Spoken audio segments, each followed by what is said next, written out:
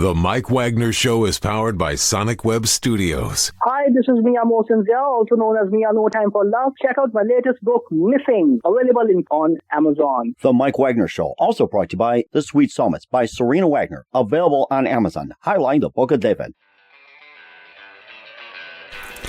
It's now time for the Mike Wagner Show, powered by Sonic Web Studios. Visit online at sonicwebstudios.com for all your needs. The Mike Wagner Show can be heard on Spreaker, Spotify, iHeartRadio, YouTube, iTunes, Anchor FM, Radio Public, and the MikeWagnerShow.com. Mike brings you great guests and interesting people from all across the globe. So sit back, relax, and enjoy another great episode of the Mike Wagner Show.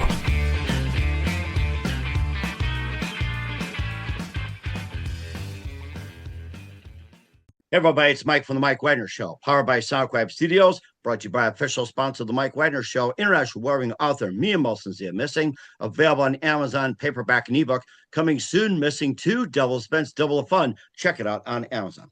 Also brought to you by A Sweet Psalmist by Serena Wagner, based on the life of David, including 30 exquisite paintings in King David Psalms, Amazon.com, keyword Sweet Psalmist Serena Wagner. Check out the Mike Wagner Show at the MikeWagnerShow.com, 50 podcast platforms, 110 countries. Check us out on Facebook, SoundCloud, Spreaker, Spotify, iHeartRadio, BitChute, Rumble, YouTube, Apple Music, Spreaker, and more. We're here with a terrific gentleman who's an author with degrees in applied mathematics, aerospace engineering, and computerized computational neuroscience. And he's also a sought-after speaker and a former tenured professor turned entrepreneur. We'll talk about that. He's the chief scientist of Aleria, president of ARC, and also adjunct at New York Stern School of Business. And also, he's also part of the annual Diversity and Inclusion Research Conference. We'll talk about that. He explains DEI in easy to understand concept by creating a happier employees, making more manageable. And the book is called Measuring Inclusion. We'll talk about that.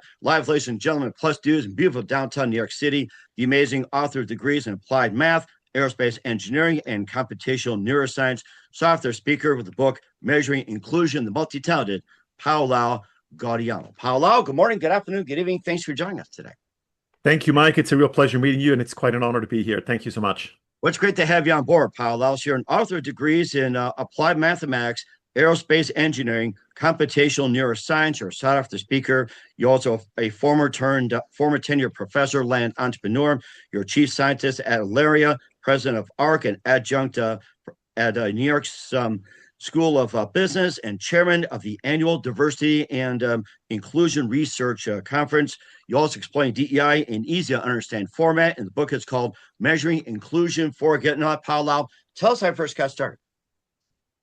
Well, I got started in a bit of an odd way, which is that I always joke with people when I talk about my work in diversity and inclusion. I describe myself as the white elephant in the room because it's not that common for people like me. I'm white, male, cisgender, heterosexual. I don't have any permanent disabilities.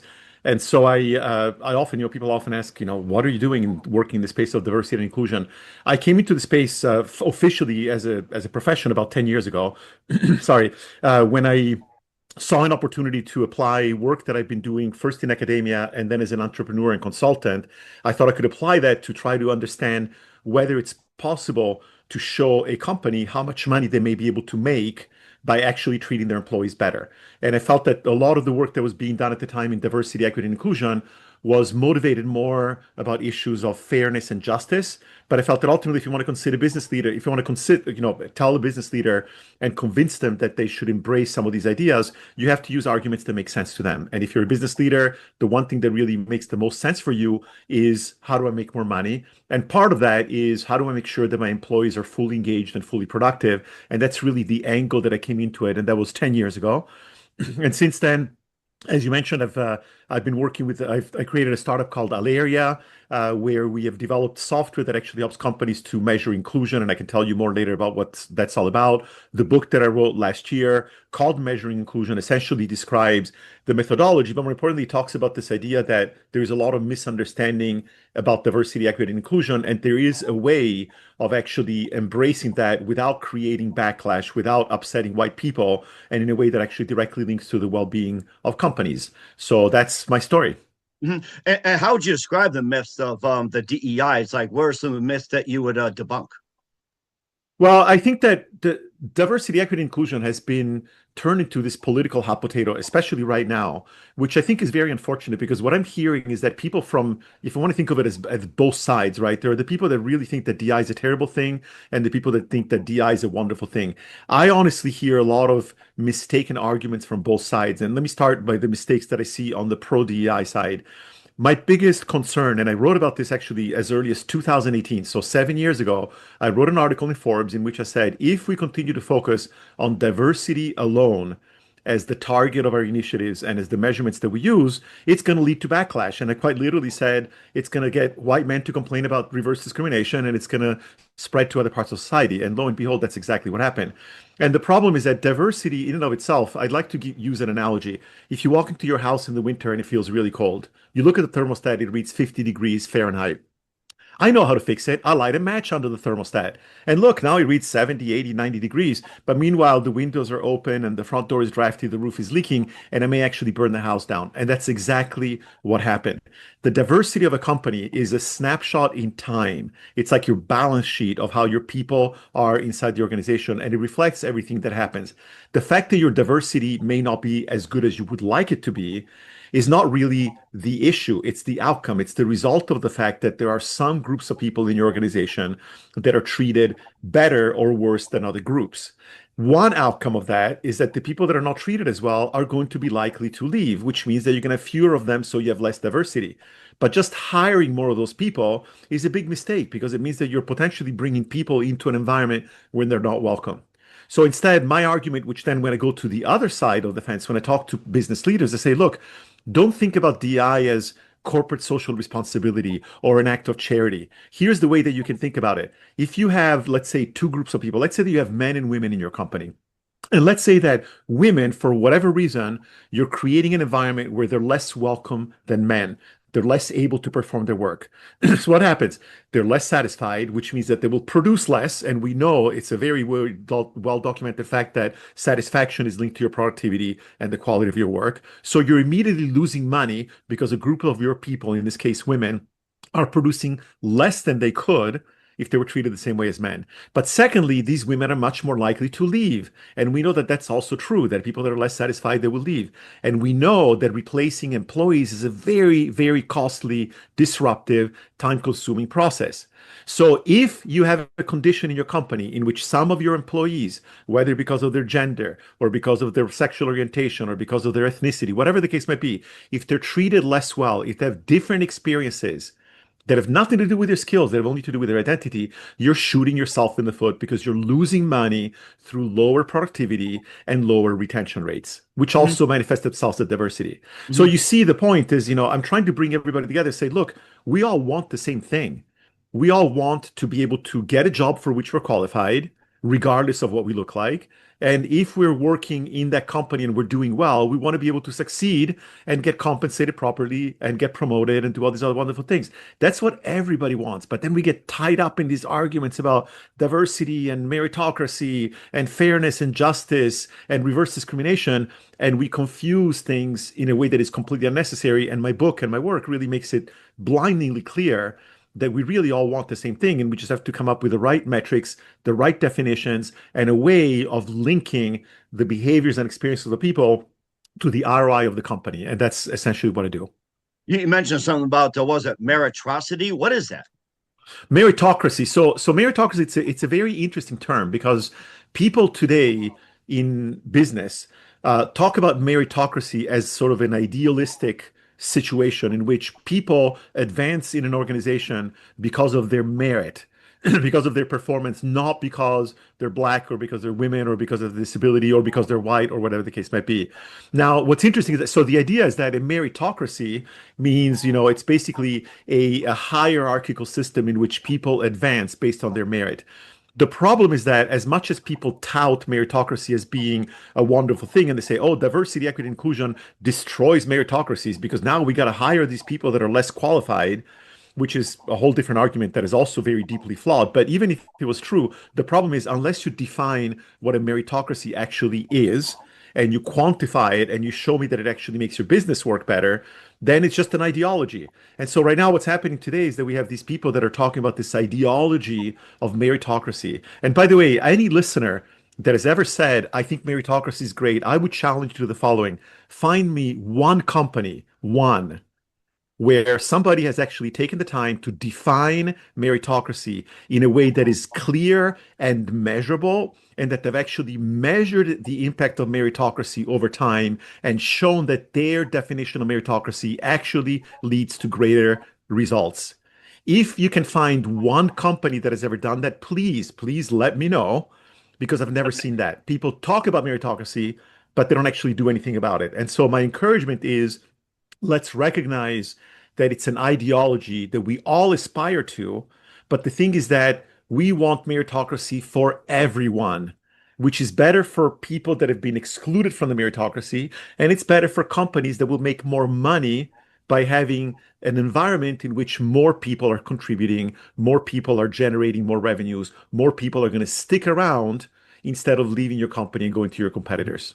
And what groups and ethnicity and also gender and other factors have been greatly affected by the meritocracy? I'm having trouble with that word. I'm sorry. It's meritocracy. No, it's merit. So it's like merit. You know, there's like, right, democracy and then meritocracy, right? It's kind of like the same concept, right? So what's happened, I think, and there's a lot of data that shows that when companies tout the idea that they're a meritocracy, where you advance based on your merit and on your identity. Unfortunately, what ends up happening very often is that there is a question, which is that, well, how do you define merit? And very often what ends up happening is that the people that are already in a leadership role will say, well, I think that this person deserves the job. Why? Well, because they went to the same school that I did. They have the same degree that I do. They follow the same path that I did. They did similar internships. And therefore, I am comfortable that they're likely to succeed because I succeeded. But when you do that, unfortunately, it tends to create a very homogeneous kind of environment, so that if you come from a different background, and it could be ethnically different, but really could be a matter of where you grew up. It could be a matter of the language that you speak. It could be a matter of how you look. Maybe you like to, wear weird things, whatever, pierced nose or whatever the case might be. And people will assume that because of that, you are not likely to succeed. And so meritocracy, unfortunately, has very often been kind of an excuse to continue to promote people that you feel, without a really quantitative handle on it, that you feel are going to be successful in the organization. But that's where all these biases come in, because, hey, we all, it's a very human thing. We get along with people that look like us, that sound like us, that share backgrounds with us. And it's a little bit counterintuitive to get outside of the comfort zone. And the meritocracy, unless you define it and measure it properly, which is what I'm suggesting that we do, the meritocracy ends up being a way of making like an old boys club, where we all get along, we all like drinking together, we all like playing golf, and then pretty soon, lo and behold, you tend to have a lot of one group of people and not a lot of another group of people. Mm-hmm. And I'm thinking about the groups as well, too, that you talk about the meritocracy and whatever else. Now, you talked about some of the applicants, like, say, you need some of this, some of that, some of that. What if the qualified applicant pool is imbalanced? Like, say, you don't have enough of this, you don't have enough of that, or you have too much of that. It's like, what happens? Well, so I have to say something, which is something that I diverge from a lot of people in the space of diversity, equity, and inclusion, which is that, first of all, focusing on hiring is a big mistake. Because, again, if you look at the numbers, you find that the biggest problem is with retention. It's once you get inside the door, what is happening to your people. Now, admittedly, you have to be mindful about tapping as much of a talent pool as possible. So if you're excluding yourself, like if you only go and recruit, let's say, from Ivy League schools, well, you think I'm getting the best students, but you're competing with some really, really, really big competitors. And so it's not necessarily, you may get somebody that maybe is a lower tier from an final Ivy League school, and you're missing out on all of the other millions of students, many of whom are actually equally talented, if not more talented than a lot of the Ivy League students, simply because you're going to that one thing. So yes, hiring to some extent is important, but what's more important is get away from this idea of focusing on, oh, I need more of this group, I need more of this group. Because ultimately my question would be, why? And this is not a very easy thing to answer. People say, oh, you need diversity of thought so that you have greater innovation. Well, how many people in a typical company are focused on innovation, and how often do they do that? And guess what? There is research that shows that yes, if you're trying to come up with an innovative idea, a more diverse team, more diverse viewpoints, whether it's cognitive diversity, physiological diversity, whatever, gender diversity, whatever kind of diversity, it is true that that can contribute to finding better solutions. But it's also true that when you have to implement something, it's been proven over and over again that homogeneous teams work much better. And so just saying, oh, diversity is good for innovation, I'm sorry, but it's like, unless you're innovating 100% of the time and doing nothing else, but most companies don't do that. Most companies are actually concerned with implementing things. So to me, the idea that homogeneity is good, it's not so much that homogeneity is good, it's just that you have to make sure that people are all treated the same. So it's so much more important to create an environment where if it so happens that a member of the team maybe speaks with an accent or comes from a different country or has a different kind of degree than yours or happens to be racially or ethnically different or happens to be gay or lesbian or transgender, great, you should make sure that those people can contribute their ideas just as much as anybody else, and they can contribute to the team for implementation just as much as anybody else. Because have a different thought, or have different thought process as well too. Or it's have different thought, exactly. Right. Exactly. Okay. I mean, you and I would say sort of we both identify as white men. And I suspect we're somewhat close. I'm older than you, but we're both not exactly Gen Zers, right? But I would imagine or like baby boomers. I think baby boomers are on the verge of being discriminated. I hate to say this. So well, I'm actually on the tail end of the baby boomer myself. And I kind of feel like, in spite of that, I know a lot of baby boomers who are white and male and who think very differently from me. I mean, witness the fact that I'm working in diversity, equity, and inclusion, right? So to me, the idea that we start with an identity first and try to solve problems and address concerns based on identity is a huge mistake because you're immediately creating a sense of otherness. You're saying, well, oh, you want more women? That means you have to have fewer men. You want more people of color? It means you have to have fewer white people. And that kind of mindset is very damaging. And I believe it's actually one of the reasons, not the only reason, and there's certainly some more nefarious reasons behind it, but one of the reasons for the backlash is that by focusing so much on representation, on diversity, on identity, we have inadvertently created this backlash where people get frustrated about it. And then other people can take advantage of that frustration to start to go and politicize it and turn it into a wedge to divide people, which is a terrible, terrible thing that is happening in our country right now. And we need to learn to get beyond the rhetoric and to get beyond these, people screaming about diversity and fairness and inclusion and belonging on the one hand, and meritocracy and lowering the bar and, whatever on the other hand, and realize that, look, let's all focus on what we really need. We need better companies with happier employees that are making more money. And plus, too, also generations could be involved as well, too. You not being baby boomers, also Gen X, Gen Y, Gen Z, millennials. We'll talk about that with Paolo Gaudiano and the book Measuring Inclusion. But first, listen to the Mike Wagner Show at the MikeWagnerShow.com, powered by SoundCloud Studios. Visit online at SoundCloudStudios.com for all your needs. Look at a professional website without breaking your budget. Sonic Web Studios is the answer. Sonic Web Studios offers fast, affordable custom web designs that blow the competition away. Call today, 1-800-303-3960. That's 1-800-303-3960. Or email to support@SonicWebStudios.com. Mention the Mike Wagner Show. Get 20% off your first project. Sonic Web Studios. Take your image to the next level. Also, time to give an official shout out to our official sponsor of the Mike Wagner Show, international war-ring author Mia Molson-Zia. If you love fast-paced mysteries, you'll love Missing by Mia Molson-Zia, available on Amazon, paperback, and ebook. Missing is fast-paced and intriguing with an unforgettable twist. Takes place in 4 countries, 2 strangers, 1 target, where truth is illusion and those will be the first go missing. It's available on Amazon, paperback, and ebook. Missing by Mia Molson-Zia has got great reviews. And Eve 11 enjoys by Howard celebrities, including Joanna Cassie, Forrest Riley, and many others. So grab your copy today for it goes Missing by Mia Molson-Zia, available on Amazon. Coming soon, Missing 2, Double Expense, Double of Fun. Check it out on Amazon. Also brought to you by Sweet Psalmist by Serena Wagner, based on the life of David, including 30 exquisite paintings and King David's Psalms. The Sweet Psalmist gives new perspective of David through the Psalms he wrote as the time of shepherd started and complicate yet turbulent relationship with King Saul. It's a story of love, betrayal, repentance, hope, and more. Check out the Sweet Psalmist by Serena Wagner on Amazon. Keyword, Sweet Song, Miss Serena Wagner. Also, check out the Mike Wagner Show at themikewagnershow.com, 50 podcast platforms, heard in 110 countries. Take us with you on any mobile device. Follow us on Facebook, SoundCloud, Spreaker, Spotify, iHeartRadio, also on Anchor FM, Apple Music, and more. And for great gift ideas, t-shirts, pop sockets, throw pillows, tote bags, hoodies, Amazon.com. Check out the Mike Wagner Show podcast.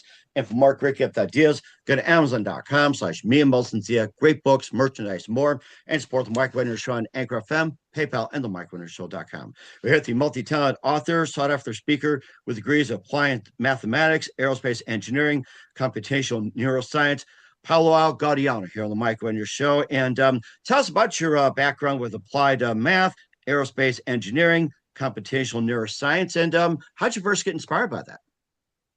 It's a really interesting question. And when I look back on my career, I like to joke. So I'm 63 years old now, and I started working in DEI when I was 53. And I told myself, I finally figured out what I want to do when I grow up. So it took me 53 years to figure that out. And but in retrospect, when I look at what I did, I was always very interested in learning as much as I could about as many fields as I could. I was a very curious person, and as a kid, I loved working on mechanical things. I would, I was the kind of kid that, like, at 10 years old, I would like tear apart my parents' vacuum cleaner and then put it back together just to figure out how it worked. So I always really liked that.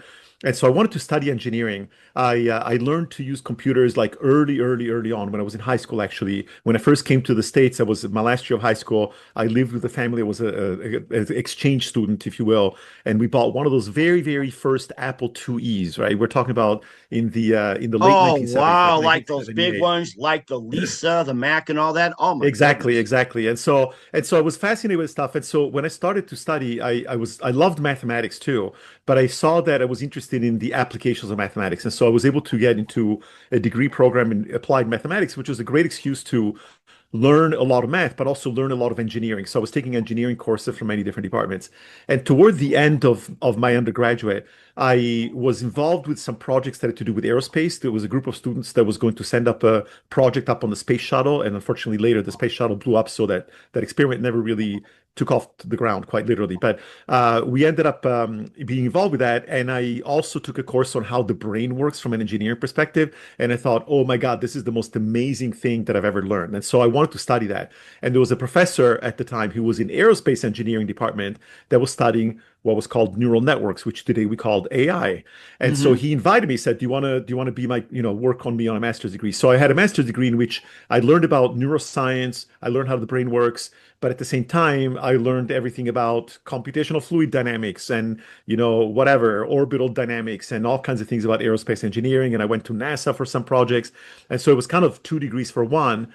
And then I was able to get a PhD in computational neuroscience, where I literally brought together my background in mathematics, psychology, cognitive science, physiology to understand essentially how the brain works. So it was really kind of like AI, but different because we really cared about how the brain works.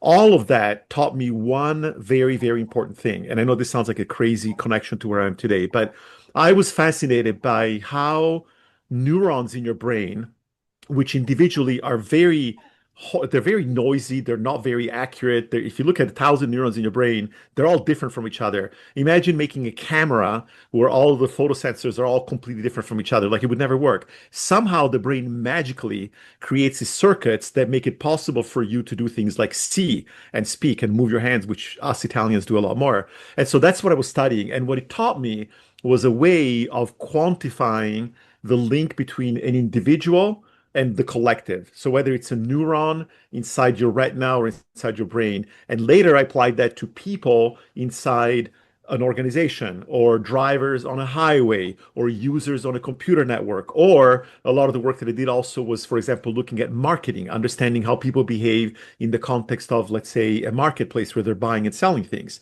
And so I spent first 10 years as a professor. I got tenured, then I got tired of being a professor. Well, I got tired of the academic lifestyle, and I decided I wanted to be an entrepreneur.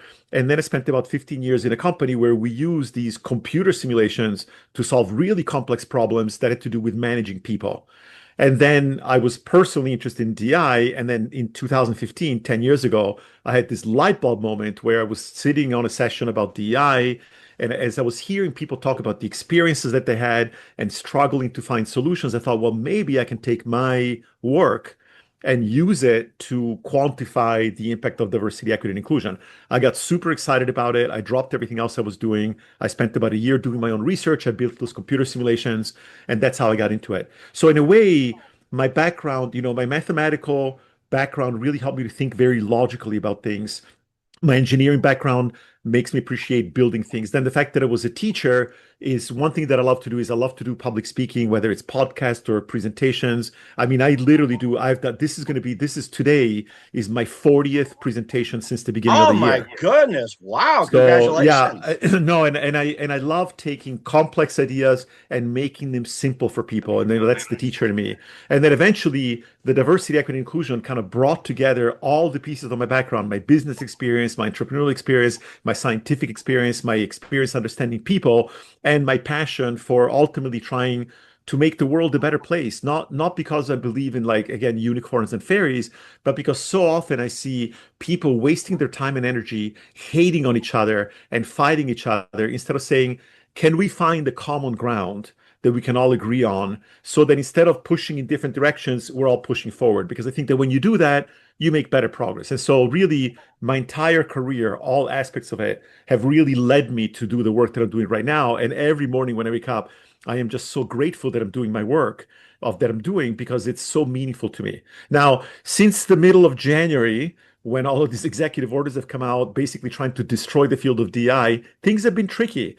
But luckily for me, because my work is so dramatically different, because I don't talk about the controversial aspects of DI, I've actually been able to do okay. And as I mentioned, people are inviting me left, right, and center. Like, I literally every week I will get 2 or 3 emails saying, can you come speak at this conference? Can you do a podcast? Can you teach a lecture for my students? And so I feel very much that even though it's a difficult time, I feel that I am doing something truly amazing that has a chance to get us beyond all of this turmoil and what I hope will be a significantly brighter condition for everyone. I think that sounds amazing as well, too. When you talk about protons and neutrons and all that, I think of the third one, which is called morons, which some people you think of it too: protons, neurons, and morons. You should have a T-shirt made up that says that: protons, neurons, and morons. It's actually all over Facebook too, and the memes and whatever else. I think that's like in what, Bugs Bunny or something like that. You'll learn a lot about Bugs Bunny, I'll tell you. So I love he'll have Bugs been Bunny. part of it too. It's like, like he's a rabbit, he's a smart ass, and he could qualify for DEI too. And speaking of that, to being president of Aleria, you have a lot of people in there. Maybe you can give some of the background, some of your key employees, like diverse backgrounds, race, gender, creed, everything like that. Maybe so here's the thing.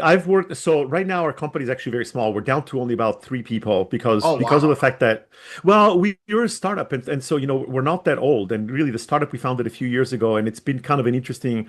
I have altogether probably about a dozen people that help with various things, but in terms of actually people that are actively involved, there is 3 of us, and I'm the only white man. There's a woman who happens to be from China. There is another woman who happens to be from Italy. We've worked with people. When I collaborate with people, I do a lot of collaborations. Right now, for example, I'm starting to write a second book that's going to be kind of a sequel that really talks about this issue of meritocracy. And my co-author is a black woman who's absolutely brilliant, and we have some of the most amazing conversations. But one of the things that I've always emphasized is that focusing on identity is the wrong thing to do. I didn't hire a woman to be my partner in my business because she's a woman. I did that because she was the best person that had the qualifications that I needed. Now, in some cases, if you are trying to sell, let's say, golf clubs to white men, then you probably want a white guy who knows how to play golf, right? Well, if you're trying to sell Unless diversity, you're Tiger Woods, so well, unless you, but right. But what I'm saying is that there's certainly a truth that you need to be mindful. You need to be able to understand the audience that you're targeting. Now, I don't buy this notion that, wow, you need to have 13% of these and 8% of those and 5% of those. I think to me, it's more important that you need to have an environment in which, if I find it advantageous to hire a black person because I need to be able to understand the community better, I want to make sure that that black person is going to be able to contribute meaningfully. Because if I hire somebody and then I treat them like crap and they climb up and they don't contribute, and then I'm sitting there and I'm not learning anything and I'm wasting my money and their time. So I am much less concerned about like I get frustrated with companies like, oh, but look, we've increased this by 1.3%. And it's like, so what? You've increased it by 1.3%. And in so doing, you've pissed off half of your company who now claim that they're being discriminated against because they're white male. And that's a really stupid thing to do because if you're Right. just say, and you're also, and not only that, by the way, you're diminishing those people that you hire. Do you know how many times I hear complaints? Let me tell you something. So the way that we collect data, the way that we measure inclusion is that we ask people to share experiences of simply, we don't say of things that made you feel excluded. We just say, tell us about things that have interfered with your ability to be successful at work. And then we ask him to categorize and do a certain thing. So we try to be we just want to know what happened, not how you feel about it, what happened. And the comments that we hear, the complaints about DI, but here's what happens. A lot of women, a lot of people of color, they will say things that basically say, because my company is pushing DI blindly just by focusing on targets, now people accuse me of only being here because I'm a woman, because I'm black, because I'm gay, because I have a disability. And it's a terrible, terrible thing to do. We saw it during the elections, right? People were saying that Kamala Harris was the DI candidate as an insult, as if to say the only reason you got nominated as a candidate was because you're a black woman, which is incredibly insulting. It's incredibly insulting. And unfortunately, we created inadvertently that kind of an environment. But it's an absolute shame because the reality is that we need to be able to recognize people for the contributions that they make. Being colorblind is actually a stupid idea. People are like, oh, we need to be colorblind meritocracy. You need to recognize that people come from different backgrounds from you. You need to recognize that they will have different kinds of experiences, different kinds of attitudes, different kinds of things that they can contribute. And pretending that you're blind, that everybody looks exactly the same is stupid. You should instead embrace the fact that people are bringing you diverse perspectives, whether it's because of the race or simply because they grew up in a different place from you. And so I always tell people, please, please, please, don't lead with identity. Do not lead with questions of, oh, do you have enough of these? Do you have enough of those? Well, do you have enough queer black women who were raised in the United States with parents from the Caribbean who actually emigrated from, it's like it's a rabbit hole that you simply cannot get Right. out of. And so let's Yeah, avoid it. it just gets really nitpicky. That's the thing too, just really nitpicky. It's almost like really impossible. It's like asking a what, like 50 or 100 senators what they want in their pizza. You can't do it. You can't do it. And this is, by the way, this is another thing that I find very interesting about people in the diversity space. And I think I understand why we do that, right? But you get these two things that people say that they want. One, I want to be able to bring my whole self to work. I want to be able to be my genuine, true me. I want to be able to be me and being recognized for me as a unique individual. At the same time, we say, I want the company to recognize that people like me are disadvantaged. They're discriminated against. They have problems. Now, here's the problem, okay? Those are both valuable aspirations, but when you put them together, they contradict one another. Because if you truly want to understand your experience, then it needs to be just you, because you may identify as a white male cisgender heterosexual person, but that does not mean that you're exactly the same as every other white male cisgender heterosexual person. The same thing with every identity. So where do you draw the line? How big should the buckets be? Should we look at the experiences of all black people? Well, but what about black people that did not come from the United States? What about somebody who grew up in Nigeria to a very wealthy family, got a degree from a top school in the UK, and then came to work in the United States? Is that the same thing as somebody who grew up in the deep South from people that were children of or grandchildren of sharecroppers who was the first person to ever go to college? They're both black, right? So Mm-hmm. so we need to, again, focusing on diversity first is a huge mistake. And I know why people do it. I believe that they do it because back in the 1960s, we had the convergence of two things. We had civil rights movements, but we also have women gaining more rights. And all of a sudden, you had more women, more people of color. Then there was the ADA, so there were people with disabilities. There were all of these laws that made it more likely for people who were not white men to make it into the workforce. They joined companies And they're not treated well. They're treated like crap. They don't get invited to meetings. They get, oh, it's like we forgot. Oh, we're going out drinking with the buddies and we don't feel comfortable having you around because you're a woman with children or whatever, or because you're black and, whatever the case might be. So these people realized that they were not welcome in the workplace. But the problem is that how do you measure that? Well, the only thing they could measure was diversity, because diversity is easy. You go in a room and you count how many of these, how many of those, how many of those. And so diversity became the torch that was carried because it was the only thing that people knew how to measure. And still today, with the exception of my book, I believe that most people, all they measure is diversity. The only exception is that now people measure feelings of inclusion, which to me is useless, because knowing that you feel excluded is like going to the doctor and the doctor asking you, how healthy do you feel today? Oh, on a scale of 1 to 10, you feel 5? Okay, take 2 aspirin and call me in the morning. It's not enough to know that people feel excluded, that they feel that they don't belong. You need to know what is happening to you that is, and then you need to see, are things happening to you that are not happening to other people? Can I fix that? If you're being excluded from meetings, can I create a policy that every manager has to keep track of everybody who's invited to meetings, and they have to immediately notify anybody who was excluded inadvertently and let them know what happened in the meeting, right? So instead of focusing on diversity, let's focus on inclusion. And by inclusion, I mean companies that make it possible for everyone to have the same kinds of experiences and to contribute meaningfully to the company, regardless of what they look like. And when you start to think of it that way, I think it just makes it a lot easier for everyone. You avoid all these conflicts and controversies. And how about the generational thing we were going to cover as well, too, before we took a time out? Baby boomers, Gen X, Gen Y, Gen Z, millennials. Now you got the alpha generation. Then you got upcoming betas. It's like, how do you manage the generational thing involving DEI? Yeah. It's the same. So it's the same thing. We're creating labels. We're slapping labels on people. And we're assuming that because you are Gen Z, this is how you behave. This is your attitude. I know a lot of Gen Zs. I have 2 kids who are millennials, and I have 2 stepchildren who are not Gen Zs, whatever the next one is. But, it's like, yeah, I think they're that's all the alpha different. one, isn't it? Alpha's like what? No, honestly, I apologize. I forget. After like millennial, maybe Gen Z. But anyway, Yeah, but the point being, again, the rather than focusing on the fact that, oh, you're a Gen Z, how do I talk to you? You should be the kind of person that says, I recognize that you bring something into the workplace that is different from what I bring into the workplace. I will respect that.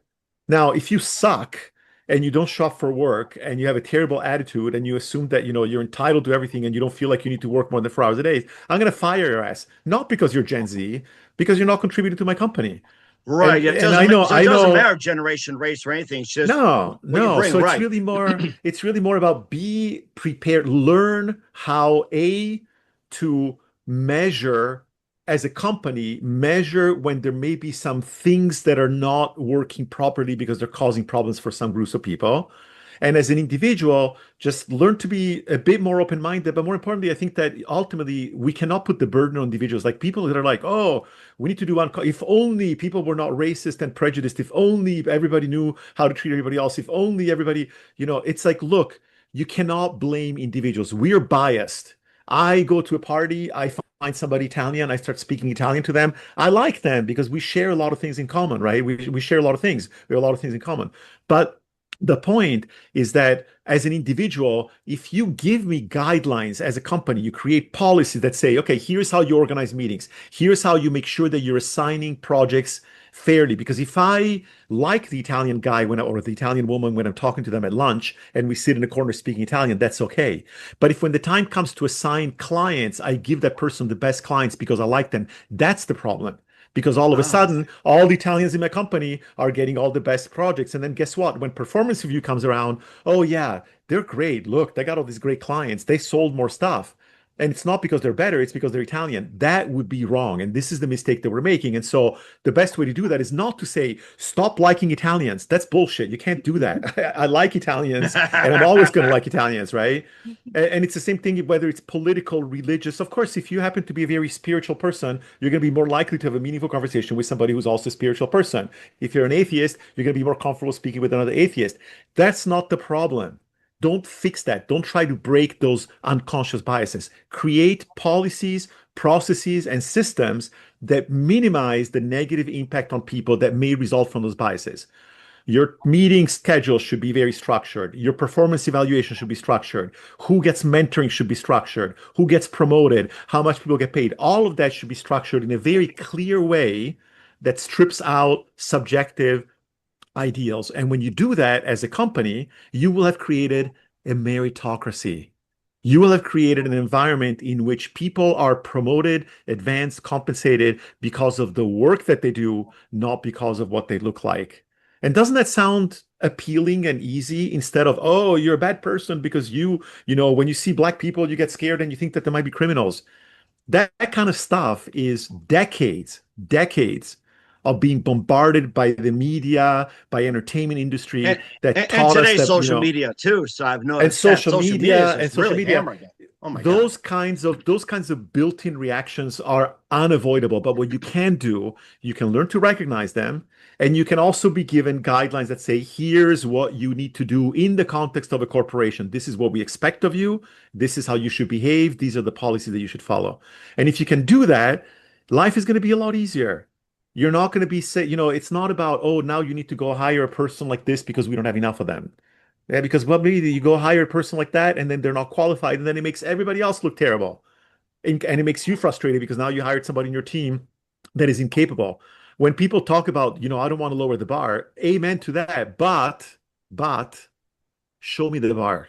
Show me that you've created a bar that is measurable, and show me that you've actually tracked the effectiveness of your bar in choosing candidates. If you can't do that, then shut the hell up, because you're just making up discriminatory ideas of where you think is the bar. And so every time I hear these kinds of arguments, meritocracy, lowering the bar, hiring the best, put numbers behind it. That's what I did with my first book, with Measuring Inclusion. And my second book that I'm working on, which talks about this idea of the intersection of meritocracy and inclusion, and basically builds on. So this was really about measuring something that we've never measured before, which is the experiences of people in the workplace and how that impacts the finances of the organization. The next book really looks at the next level up, which is that how do you then create an environment where you can, by measuring the right things, you can actually ensure that your processes are maximizing the probability of success of all your employees, not just the ones that are privileged.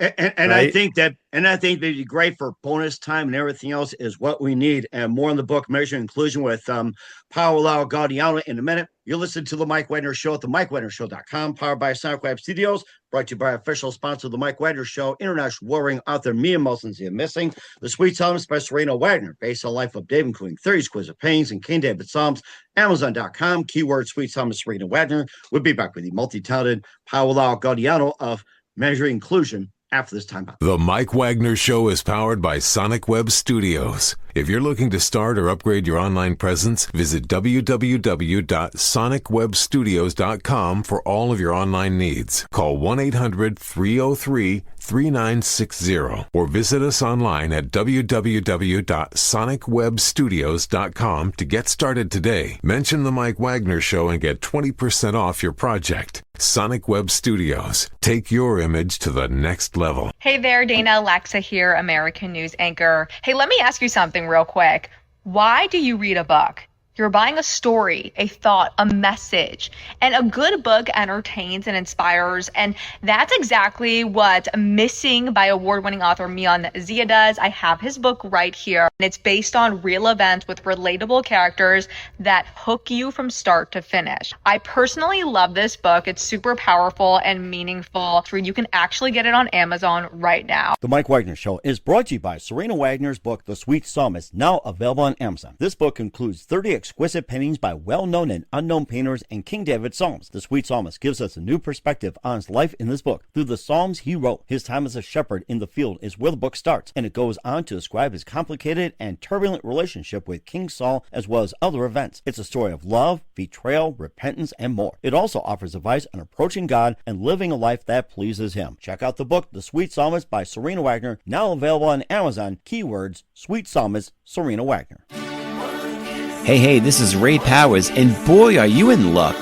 Right place, right time. Tuned in to The Mike Wagner Show. You heard me. We're back with Paolo Gaudiano of Measuring Inclusion here on the Mike Wagner Show. And Paolo, you just really broke down DEI in a great, sensual way. And any final thoughts, or what can people learn from this?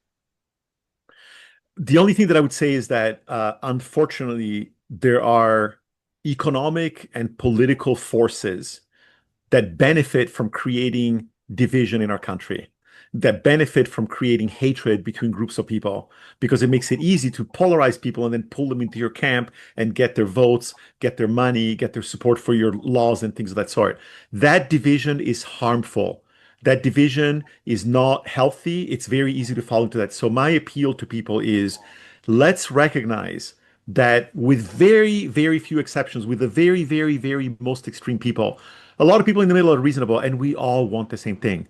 We all want to be able to get jobs that we're qualified for, regardless of what we look like. We want to be able to get promoted based on the work that we did, not based on our identity. So my appeal to people is, if you're tempted to say, oh, that DI is BS and it's horrible and it's reverse discrimination, just ask yourself, is that really true, or is that just what you hear from the bubble that you're in? And likewise, in DEI, the word meritocracy has been a very bad word. Like, people in DI think that meritocracy is basically a dog whistle for, racism and discrimination and prejudice and homogeneous companies and white supremacy and all this stuff. And I would ask the people in DI, stop that.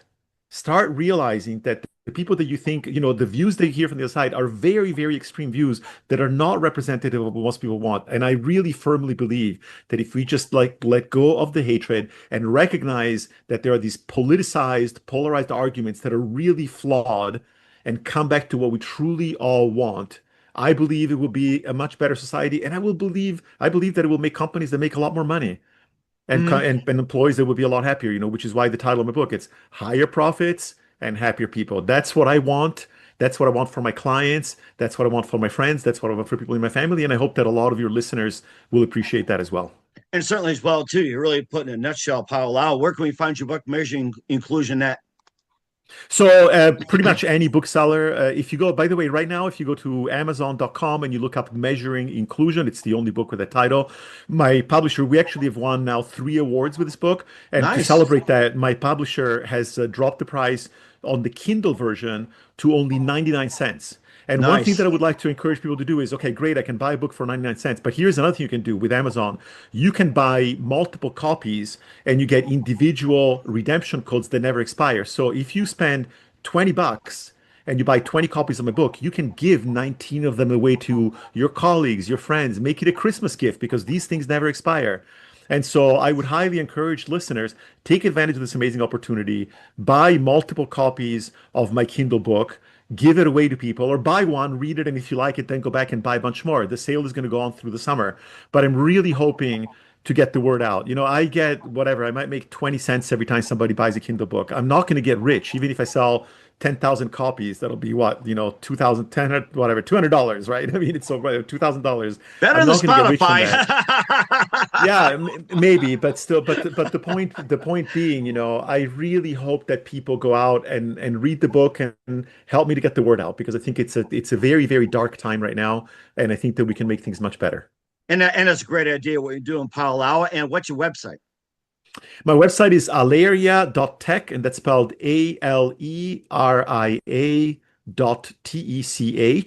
We acknowledge the fact that we are a technology company that's focused on DI, but at heart, we have software, we have, a platform, we have a dashboard and all these other things. So aleria.tech is my company. And then, of course, you can find me on LinkedIn. There are not a lot of Paolo Gaudianos on LinkedIn. I'm pretty much the only one. But I would say aleria.tech, and then Amazon for the book, Measuring Inclusion. We'll certainly check that out. We're here with the amazing, multi-talented Paolo Gaudiano of Measuring Inclusion here on Mike Wagner's show. Just a few more things besides your upcoming book. What else are we expecting 2025 and beyond, even going into 2026? 2 things. One of them is with my very dear friend and colleague, Cynthia Overton. We are now starting to write a second book which is going to be talking about this idea of the intersection between meritocracy and inclusion. And we take head on this idea that, look, ultimately meritocracy, if it's done properly, it's actually a very good idea, but it needs to be done in a way that is quantified and measurable. And we build on the work from the first book to show how you can expand it to turn a company to true meritocracy. So I would ask people to do that. And then the second thing that I would suggest is you mentioned at the opening, I organize a conference, which we used to call it the Diversity and Inclusion Research Conference, or DIRC. We started in 2018. It's been running for 8 years straight. This year, in recognition of the fact that literally we've had professors and speakers that have said, I cannot come to your conference because it has the word diversity in it. So this year we're calling it simply DIRC, without saying what it stands for. We're calling it DIRC 25, Merit plus Inclusion. And a lot of the conversation is going to be about that. If you go to the website DIRC, spelled DIRC.info, you will find information about the conference. It's a virtual event on October 30th of this year. It's only a half day packed with great information. Anyone who's interested, we bring in corporate, academic, government, philanthropy, students. It's a very, very mixed audience. And the goal is let's talk about how research can help to create organizations that are more inclusive, that are more of a meritocracy, and how the collaborations between academia, corporate, etc., can lead to finding solutions for these very vexing problems that we face. That's certainly amazing as well, too. We love what you got. Who do you consider biggest influence in your career? If I had to drop off, say off the top of my head, possibly the biggest one was this author whose name is Ijeoma Oluo. She's written a couple of books. The first book that she wrote was called So You Want to Talk About Race? And then she wrote a second book called Mediocre. And they're kind of a punch in the gut. She's a Black woman. She's an amazing, amazing writer. And she writes these books in which she basically points out some of the problems as from the point of view of a Black person. But the way that she does it is so analytical and so powerful. So those really influenced me profoundly when I first got into the space. And there have been a number of other people. Ellen Pao is another person who's written some books that have been great. This woman, Mida Malik. I mean, and it's interesting because it's really funny, but I actually find that most of the people that I truly respect and appreciate tend to be women. Not all of them. They're actually, let's see, there is a guy, Randall Pinkett, who's written a book about also it's along the idea of using data for diversity, equity, and inclusion. Lili Zhang is actually a very, very well-known DEI proponent who has written a couple of books. Their books are actually really, really well received because they combine sort of the motivational side and the pragmatic side. But so phenomenal people that have done excellent work before me. I would say Ijeoma Oluo was kind of the first one that really sort of opened my eyes in a way that hadn't been done before. That is fantastic. It's amazing. What's the best advice you can give to anybody at this point? Stop listening to the media and actually, do some reading and try to avoid the negative. Whenever you hear somebody saying something negative and critical about somebody else, just shut it down, turn it off, and try to find something positive to say about people. And I think that's a great idea as well, too. We all need that. We're here with the multi-talented author of the book, Measuring Inclusion, Paolo Gaudiano, here on the Mike Wagner Show. Paolo, very big thank you for your time. You've been absolutely amazing. Learned a lot. Looking forward to having you soon. Keep us up to date. Keep in touch. Love to have you back. And what's your website? How do people contact you? Where can people purchase or check out your book? Thank you so much, Mike. It's been a real pleasure. You've asked some phenomenal questions, and I'm delighted to have had the pleasure of being on your podcast. Thank you. And your website again? It's aleria.tech, aleria.tech, and then dirc.info for the conference, and then Measuring Inclusion on Amazon or any bookseller. We will certainly check that out. Once again, Paolo, very big thank you for your time. You've been absolutely fantastic. Looking forward to having you soon. Keep us up to date. Keep in touch. Love to have you back. We wish our best. And Paolo, you definitely have a great future ahead of you. Thank you so much. The Mike Wagner Show is powered by Sonic Web Studios. If you're looking to start or upgrade your online presence, visit www.sonicwebstudios.com for all of your online needs. Call 1-800-303-3960 or visit us online at www.sonicwebstudios.com to get started today. Mention the Mike Wagner Show and get 20% off your project. Sonic Web Studios. Take your image to the next level. Hey there, Dana Alexa here, American news anchor. Hey, let me ask you something real quick. Why do you read a book? You're buying a story, a thought, a message. And a good book entertains and inspires. And that's exactly what Missing by award-winning author Mian Zia does. I have his book right here. And it's based on real events with relatable characters that hook you from start to finish. I personally love this book. It's super powerful and meaningful. You can actually get it on Amazon right now. The Mike Wagner Show is brought to you by Serena Wagner's book, The Sweet Psalmist, now available on Amazon. This book includes 30 exquisite paintings by well-known and unknown painters and King David Psalms. The Sweet Psalmist gives us a new perspective on his life in this book. Through the Psalms he wrote, his time as a shepherd in the field is where the book starts, and it goes on to describe his complicated and turbulent relationship with King Saul as well as other events. It's a story of love, betrayal, repentance, and more. It also offers advice on approaching God and living a life that pleases him. Check out the book, The Sweet Psalmist by Serena Wagner, now available on Amazon. Keywords, Sweet Psalmist, Serena Wagner. Thanks for listening to the Mike Wagner Show, powered by Sonic Web Studios. Visit online at sonicwebstudios.com for all your needs. The Mike Wagner Show can be heard on Spreaker, Spotify, iHeartRadio, iTunes, YouTube, Anchor FM, Radio Public, and themikewagnershow.com. Please support our program with your donations at themikewagnershow.com. Join us again next time for another great episode of The Mike Wagner Show.